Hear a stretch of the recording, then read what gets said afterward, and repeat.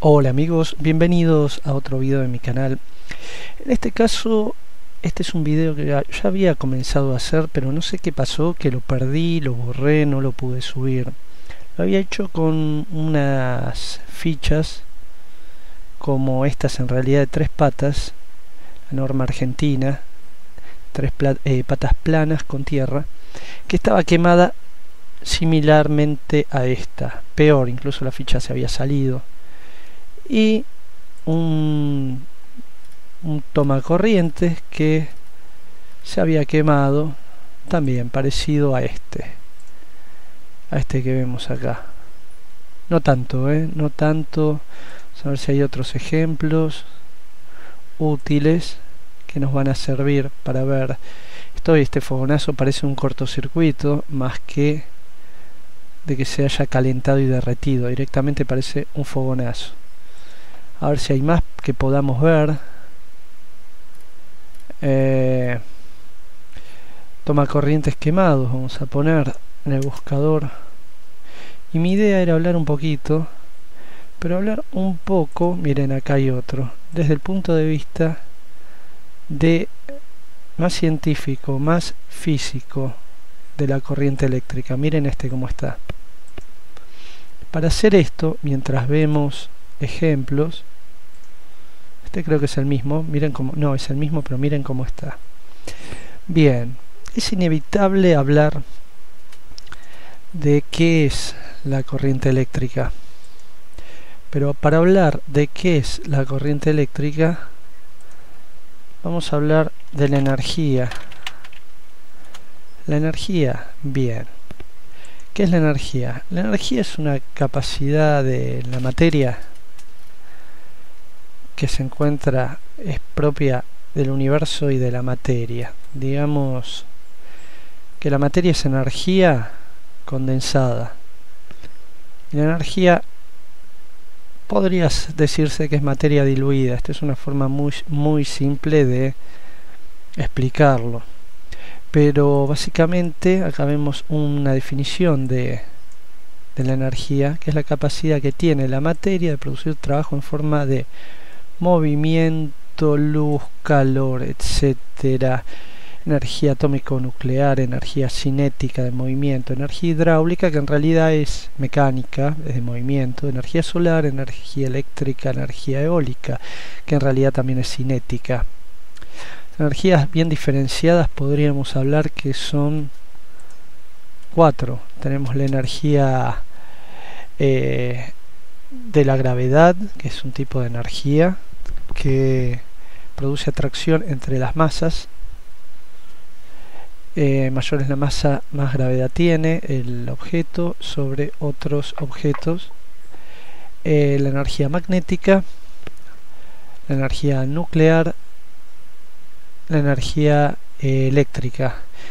Y hay una energía nuclear débil y una fuerte. En este momento no recuerdo bien, pero es como que abrimos mucho el abanico. Empezamos a hablar de qué es la energía, la propiedad de la materia. Para que haya energía tiene que haber materia. De hecho, la energía es como materia diluida, la materia es como energía concentrada. Ya Einstein, con su forma de energía es igual a la masa por el cuadrado de la velocidad de la luz, logró sintetizar lo que sería la fórmula de la energía. Es mucho más complicado que esa síntesis, pero vemos que tiene relación entre la energía y la masa e incluso la velocidad de la luz.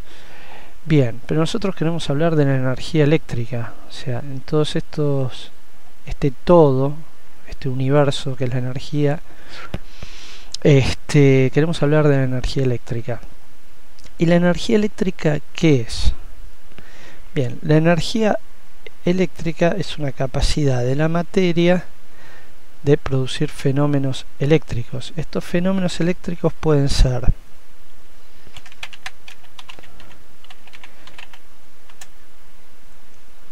de características de electroestática, que se dan en materiales donde la circulación de corriente eléctrica es muy difícil o no se da. y electrodinámicos, donde hay movimientos de cargas eléctricas.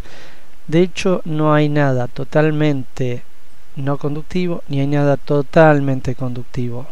Totalmente conductivo se puede crear en forma artificial poniendo materiales conductores al cero absoluto con hidrógeno líquido. Eso hace que las cargas se puedan mover libremente. Con respecto a la electroestática, dijimos que tenemos dentro de la electricidad, que es una energía, tenemos manifestaciones de electroestática y electrodinámica. Vamos a empezar por la electroestática. La electroestática es, no sé si alguna vez hicieron la prueba con un peine, frotarse el peine por el pelo y después ven que una bolita colgante de saúco goma espuma es atraída o papelitos por el peine, como si fuese un imán. Esto pasa porque nosotros cargamos de electricidad el peine al frotarlo con el pelo. Justamente en la electroestática se da por frotación entre diferentes materiales que no son conductores eléctricos. Sabemos que tenemos materiales que son conductores y no conductores. Por ejemplo, un destornillador tiene una parte metálica que es conductora y un mango que es plástico aislante. Si nosotros metemos una aguja de tejer o un alambre metálico en una toma corriente y tocamos el polo del vivo o la fase o la línea, vamos a recibir una descarga eléctrica porque la tensión que hay en ese borne va a producir una corriente eléctrica hacia nuestro cuerpo, que tiene una diferencia de potencial y está más o menos conectado a Tierra, que es el potencial cero del planeta Tierra, se considera potencial cero.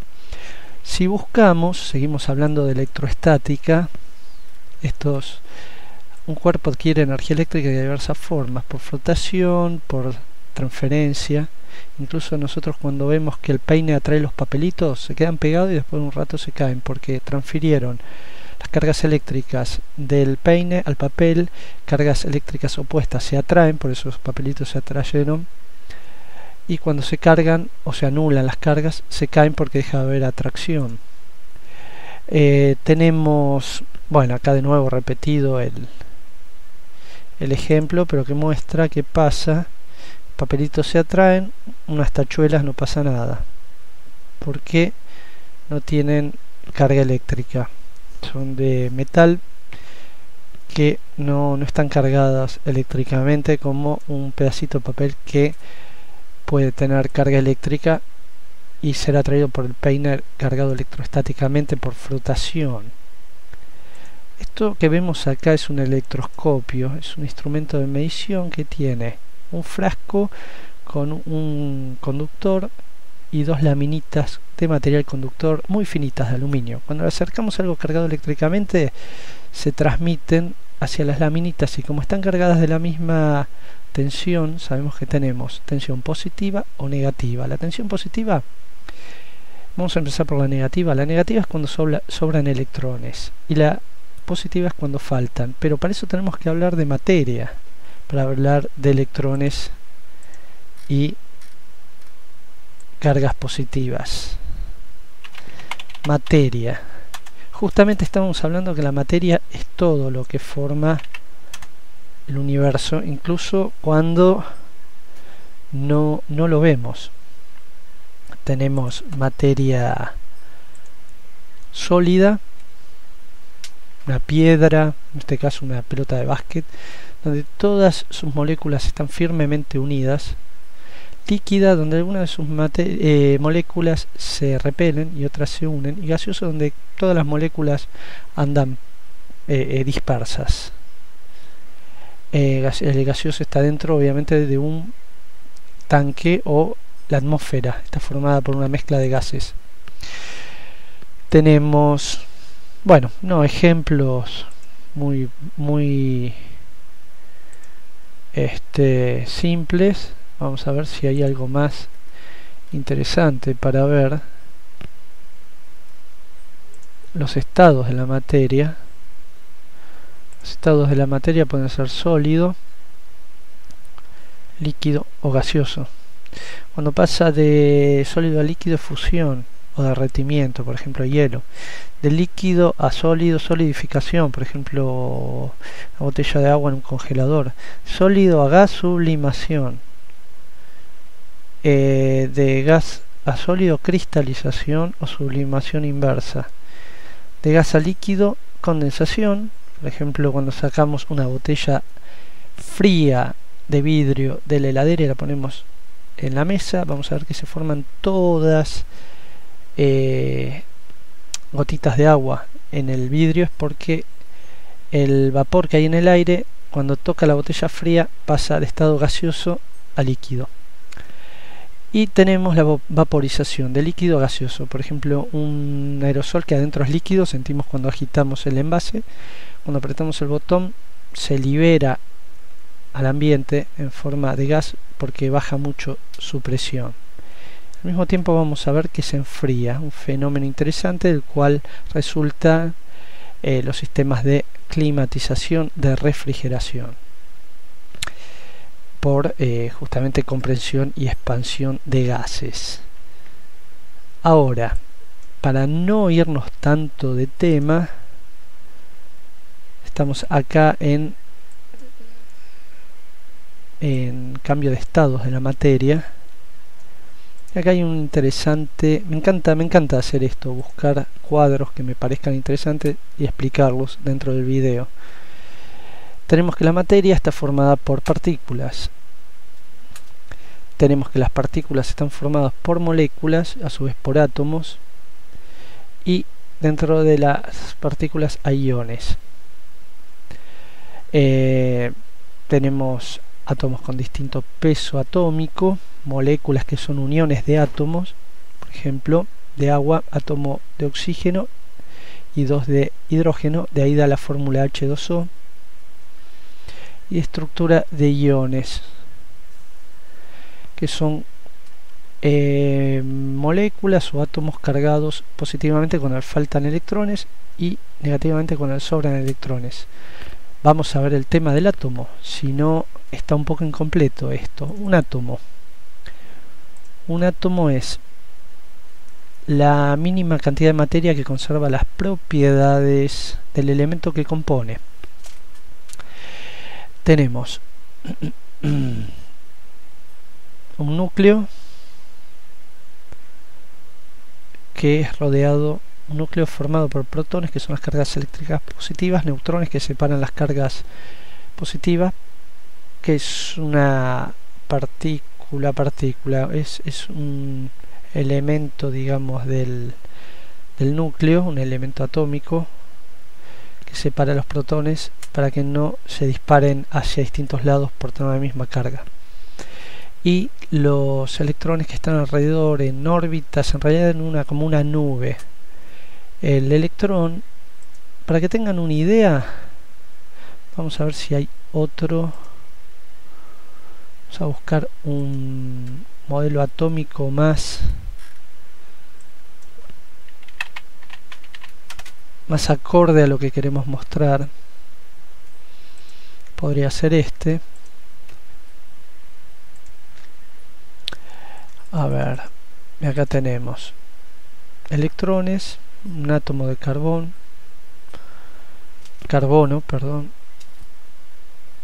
electrones alrededor, dos órbitas con 2 y 4 electrones. La última órbita es muy importante para la electricidad, ahora vamos a ver por qué. Protones separados por neutrones, que son cargas eléctricas neutras y pesadas, y le dan el peso atómico al átomo. Tenemos otra representación.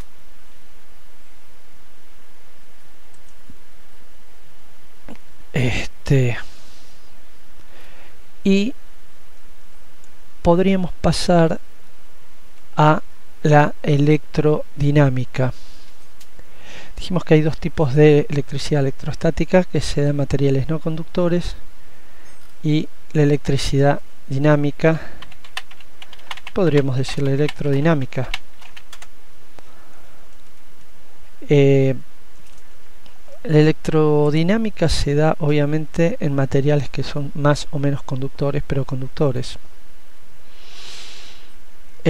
Acá tenemos un gráfico interesante que en realidad explica que la electrodinámica es el estudio de la relación entre fenómenos eléctricos, magnéticos y mecánicos, que incluye el análisis de los campos magnéticos producidos por las corrientes, las fuerzas electromotrices inducidas por campos magnéticos.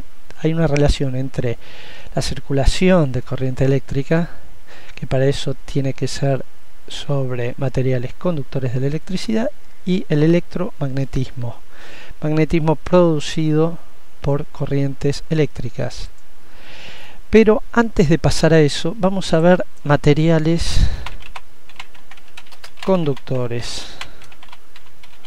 Ya habíamos dicho que los materiales no conductores eran, por ejemplo, el vidrio, el plástico, el cartón, el papel, la goma, y esos materiales le ofrecen mucha dificultad que se muevan las cargas eléctricas dentro de ellos. Y ejemplos de conductores tenemos acá, vamos a agrandar un poquito, el cobre, que hay dentro de los cables, que están recubiertos por una vaina aislante de plástico o PVC. El oro, la plata, el aluminio, el hierro, el agua. El agua, ojo, que en condiciones de agua pura es bastante aislante. Tantalio, entre otros. Semiconductor, en realidad, el germanio, el silicio.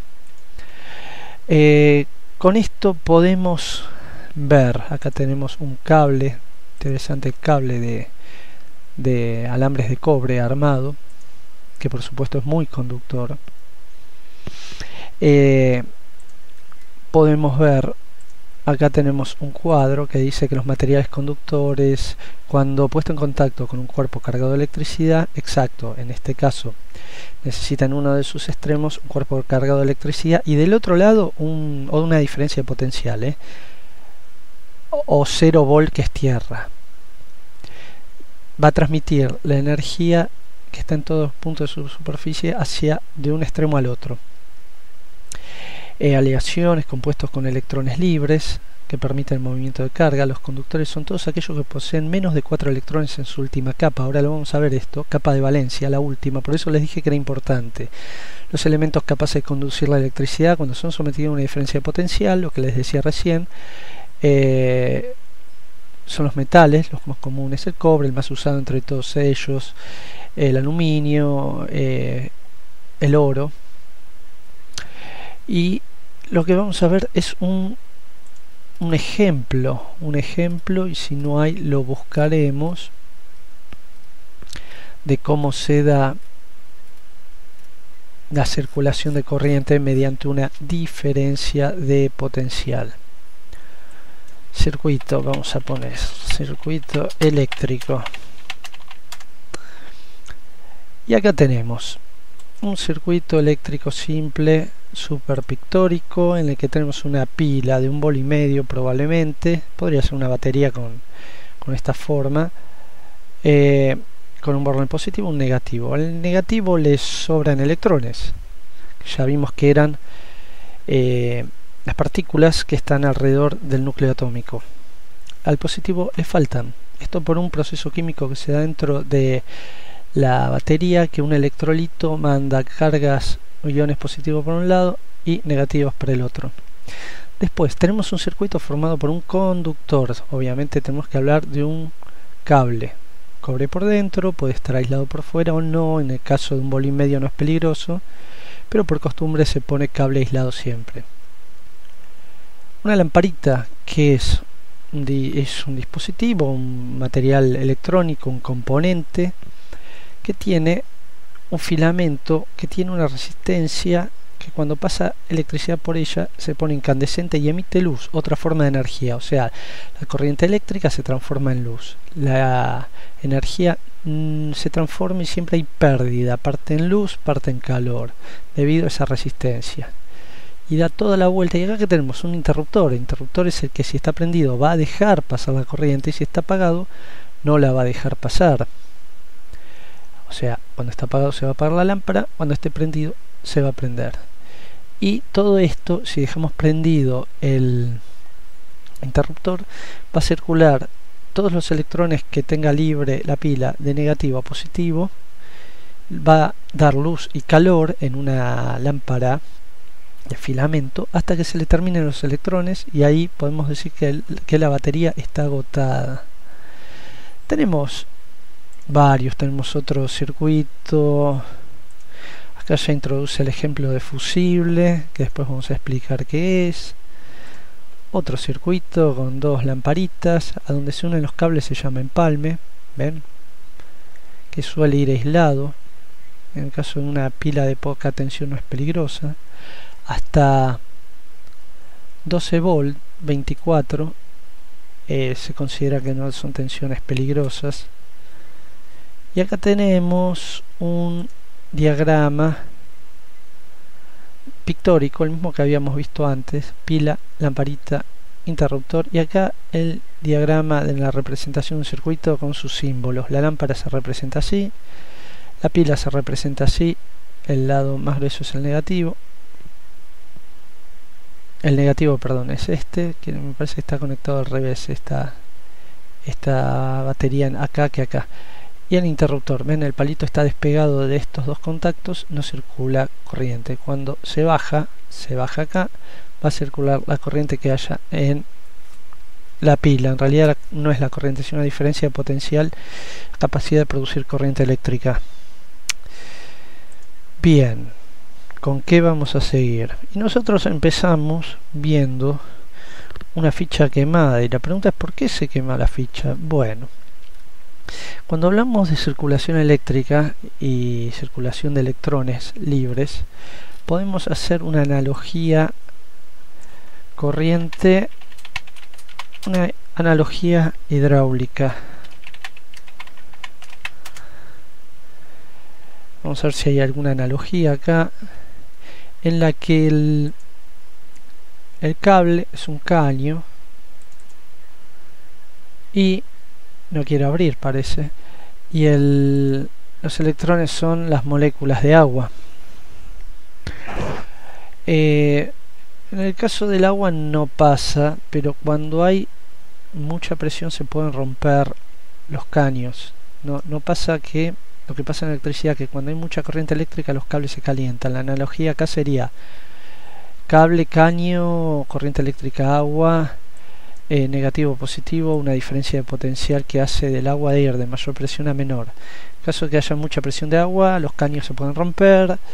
En el caso de corriente eléctrica, los cables se van a calentar. Esa es la diferencia en la analogía. ¿Y qué es lo que ocurre? Los cables se calientan cuando no tienen más capacidad. Acá había una analogía de hidráulica, diferencia de potencial, como si fuese una vasija más llena, y cuando abrimos el interruptor va hacia la vasija menos llena, una circulación de electrones desde el cuerpo A al B. Estábamos, para entender lo de la circulación de electrones, vamos a ver un átomo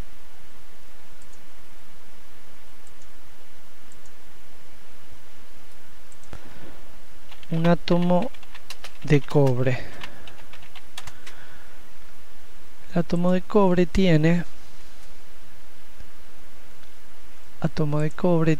en su, vamos a ver si abre alguno. ¿Qué pasa que no abre? Bien, su última capa de valencia, un átomo. Ahora, y es conductor. Los materiales conductores también en general son muy buenos conductores de la temperatura. Vamos a ver un átomo de aluminio. Vamos a buscar un átomo de aluminio.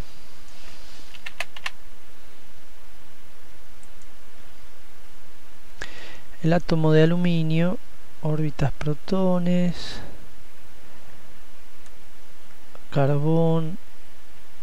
Sería interesante ver el átomo de aluminio, ¿no? Que es lo que estamos buscando. Carbón, Qué raro, que no encontremos justo de aluminio.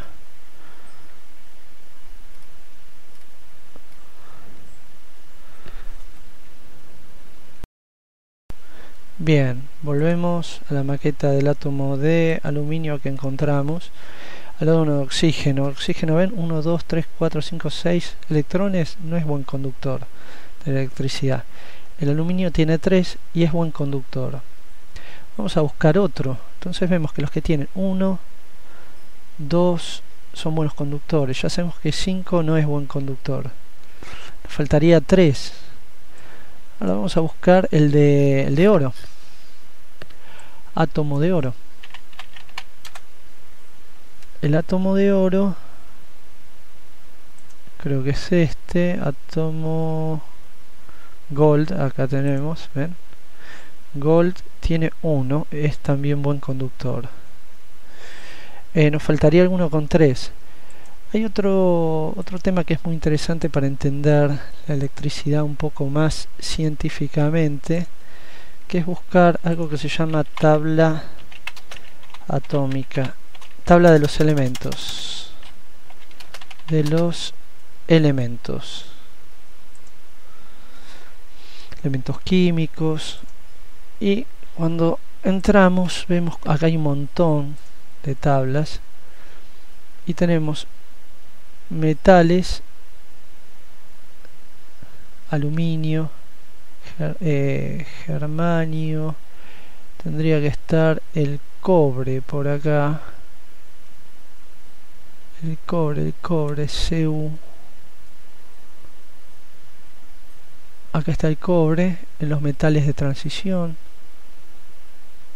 Tenemos el zinc, el cromo, casi todos. El hierro debe estar por acá. Estos y estos son conductores. Los que están acá no metales. Todos los de acá son, como vimos recién, el oxígeno, mal conductor. Acá tenemos el número de valencia, cuántos electrones tiene en su último átomo. Perdón, 5. Tal vez no lo estoy viendo bien. A ver, el cobre, ¿dónde está? El cobre tiene 1, es este. Lo raro, el oxígeno tiene 6, es este número. 1, por ejemplo, aluminio 3, buen conductor, zinc 2, buen conductor, níquel 2, cromo 1, vanadio 2, titanio 2, talio 3. Y hay unos elementos que se llaman metales, hay unos que son metaloides, que pueden ser semiconductores, que se usan para hacer componentes electrónicos, que ya escapa, se pueden comportar según lo que tengan al lado, según como que otro componente tengan al lado, como están dopados se llama. Bien, entonces tenemos, ya habíamos visto que la corriente eléctrica era el movimiento de estos electrones libres que tienen la posibilidad de transmitir los materiales conductores de la electricidad. Los electrones van saltando de una a otra órbita de valencia, de negativo al positivo. Antes se pensaba en los circuitos, se graficaba de positivo a negativo. La práctica en realidad es de negativo a positivo. Y bueno, estábamos en que si hay un exceso de electrones, se calienta el cable, porque el cable tiene una capacidad de ceder y de dejar pasar cierta cantidad de electrones. Más tensión hay, menos resistencia, mayor corriente eléctrica. Ahora vamos a ver una fórmula que es muy interesante, que es la ley de Ohm, que dice lo siguiente: voltaje, vamos a empezar por resistencia. Resistencia es voltaje sobre intensidad. Si sube el voltaje, baja la resistencia. Perdón, si aumenta la intensidad sube también la corriente. Creo que no lo estoy explicando bien. La intensidad, la resistencia es igual a voltaje sobre intensidad. Mayor sea la intensidad, menor va a ser la resistencia. Mayor sea el voltaje para una misma intensidad, mayor va a ser la resistencia. La intensidad es igual a voltaje sobre resistencia. Si baja la resistencia del material conductor, va a aumentar la intensidad. Y después la de voltaje, que es intensidad, el producto entre intensidad y resistencia. Básicamente tenemos que entender que cada, por ejemplo, conductor tiene su capacidad de transmitir dejar pasar una corriente eléctrica. Acá tenemos un simpático gráfico que demuestra que si una parte del conductor es mucho más finita, la corriente eléctrica le va a costar, se va a atorar. La resistencia es lo que está cerrando el paso, la corriente es el que está intentando pasar y el voltaje es el que está empujando. Muy interesante este gráfico como analogía para entenderlo. Simpático y uno no se olvida fácilmente cuando ve imágenes así que resultan simpáticas. Bien, tal vez lo más flojo hasta ahora fue lo de la resistencia eléctrica, la ley de Ohm, pero es importante entender que, volviendo al tema de la ficha y toma corrientes quemados, ¿por qué se produce que se derritan, se quemen?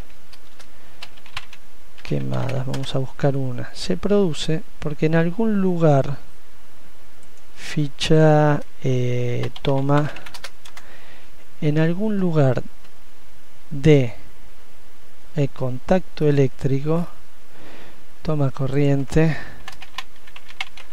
hay una resistencia eléctrica. En algún lugar donde esta ficha se conecta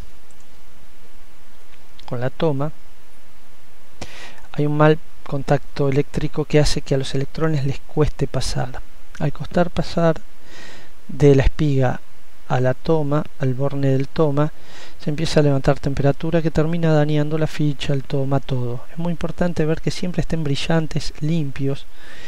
Y otra característica es que los tomas obviamente no estén flojos. Si vemos que enchufamos una ficha y baila la ficha tiene que entrar como apretada, sentir que se agarran bien las patitas.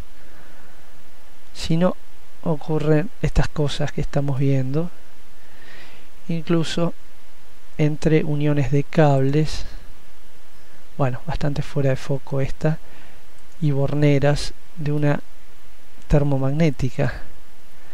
Son todos ejemplos que sirven para ver y no hay mucho, la verdad que pensé que iba a haber más, muchísimo más. Hay, pero no hay tanto. Entonces tenemos que ver tres cosas. Una es obviamente que los cables a los que se conectan los aparatos de consumo, los cables eléctricos, y las secciones que tienen soporten la corriente que va a demandar el aparato que se les conecta. Igual muchas veces el aparato no consume tanto como lo que aguanta el cable, igual se quema porque es justamente el problema de contacto entre las fichas y los tomas, que empiezan a generar temperatura, que es un círculo vicioso. Más temperatura produce, más se oxida y más resistencia tiene, más temperatura produce, lo que termina arruinando indefectiblemente el conductor, el toma, la ficha, todo. Acá tenemos una tabla que nos indica según la sección del conductor, según normas IRAM 2183, sección en milímetros cuadrados. Esto es diferente a la AWG que se usa en Norteamérica, en México, creo que en España. Tenemos según los milímetros, un milímetro soporta 9,6 amperes. Un ampere es una cantidad, una millonada de electrones, que no importa, no viene al caso, un coulomb por segundo. 0,53, vemos que más grueso es hasta llegar a 10 milímetros 43, 50 116, 95 180. Más grueso es, más soporta. Así todo, la curva no es lineal, sino que más grueso es el cable, no va aguantando la misma corriente proporcional, va bajando como si fuese un caño. Entonces esta tabla es muy importante, saber que si el aparato consume 10, puede llevar cable de 1,5, pero no mucho más. Las fichas tienen que ser de 10. Así todo, a veces se queman por la mala unión en las borneras. Entonces tenemos, muy importante, el grosor del cable, que soporte. Para eso hay normas que indican cuánto es el mínimo, las protecciones que tienen que tener los cables, fusibles o llaves termomagnéticas, las fichas, y después el tema de que estén en buen estado las fichas y las borneras. Acá vemos un toma corriente quemado. Acá vemos que está unido incluso soldado, está muy bien, pero se quemó en el mecanismo interno. Que eso es lo que pasa muchas veces también. Que vemos un montón de ejemplos. Puse bornera quemada para... Acá hay un conector espadín que también vemos que cómo está de quemado. Algo interesante que veo mostrando imágenes es cuando los cables se recalientan, cambian de color. El cobre tiene que estar así, naranjita brillante. Cuando pasa esto es que se recalentó, se empieza a sulfatar, poner verde, oscuro, opaco. Eso es muy interesante también. Así que bueno, dimos con esto un pequeño panorama desde qué es la energía eléctrica, pasando por una generalización de la energía muy superficial, entender cómo se manifiesta, en qué medios se manifiestan, aisladores, conductores, qué propiedades tiene, la tensión, la resistencia de los conductores y qué puede generar trabajo en forma de luz, calor, para terminar en por qué volver al mismo tema de por qué a veces se queman las fichas, los tomacorrientes, pasando por tener en cuenta la importancia de lo que son los grosores de los cables, habiendo entendido qué es la corriente eléctrica y qué pasa cuando excede la capacidad de un cable de transmitirla, se calienta, se quema. Así que habiendo visto todo esto, creo que ya este video abre un poco el panorama para hacer otros videos. Yo de hecho soy electricista, soy técnico electrónico, pero también soy bachiller físico matemático, lo que me dio bastante base en física, en electricidad. Para lo otro, cuando estudié ya sabía muchas cosas, aunque nunca se termina de aprender, siempre se está aprendiendo algo nuevo. Parte teórica, una parte práctica. Muchas veces en la práctica se ven cosas que se terminan de redondear lo teórico. Uno dice, acá veo esto y ahora lo entiendo. Por eso está bueno combinar las dos cosas. Una no, para mí no va, puede haber teoría sin práctica, no conviene práctica sin teoría, aunque puede haberla, pero me parece más peligroso, porque en la práctica es donde se dan los accidentes, donde salen las cosas mal. En la teoría, como máximo, podemos saber mal algo. Lo bueno es complementar las dos cosas progresivamente. Y como siempre les digo, espero que les haya gustado el video, espero que comenten, espero que se suscriban, que me den like. Si me dan dislike, les pido por favor que me digan por qué. porque creo que es una forma de valorar el trabajo, darle like y dislike, pero que el dislike vaya acompañado, ambos en realidad, que vayan acompañados por un breve comentario. A mí me sirve mucho para seguir mejorando el canal. Este canal, que tiene un poco de todo, empezó siendo un registro de mis trabajos de la Facultad de Artes Multimediales. Si lo buscan por ahí pueden ver. Estudié artes multimediales en la UNA.